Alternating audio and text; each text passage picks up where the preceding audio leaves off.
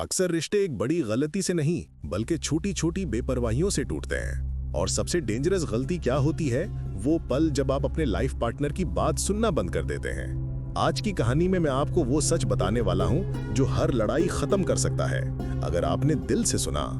ये कहानी सिर्फ हस्बैंड वाइफ की नहीं, ये उस हर रिश्ते की है जहां दो लोग एक दूसरे को खो देते हैं, सिर्फ इसलिए क्योंकि कोई एक वक्त पर समझ नहीं पाया। अरसलान और हिना 6 साल से शादीशुदा थे। उनकी फाइट्स एक अजीब रीजन से बढ़ती जा रही थीं, खामोशी। जब भी कोई मसला होता, अरसलान चुप रह जाता और हिना समझती कि शायद उसे परवाह ही नहीं।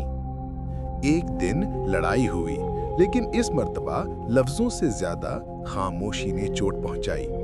लड़ाई की असल वजह सिर्फ एक गलती थी। दोनों अपनी बात कह रहे थे, लेकिन दोनों एक दूसरे को सुन नहीं रहे थे। रिश्ते टूटते हैं जब लोग डिफेंड ज्यादा करते हैं, समझने की कोशिश कम। इस्लामिक टच ये है कि नबी करीम सल्लल्लाहु अलैहि वसल्लम ने फरमाया कि एक मोमिन दूसरे मोमिन का आईना होता है। आईना वो होता है जो दिखाता है, ना कि तोड़ता है।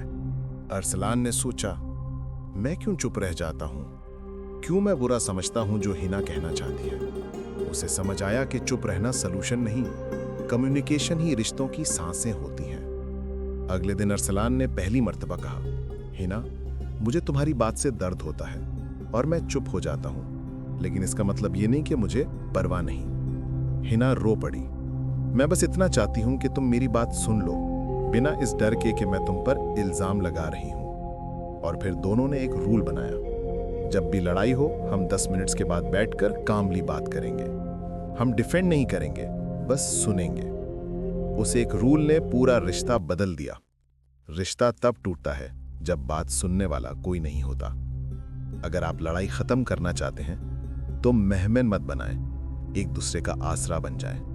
अल्लाह ने शौहर और बीवी को एक दूसरे का लिबास कहा है। लिबास छुपाता है, प्रोटेक्ट करता है और सुकून देता है।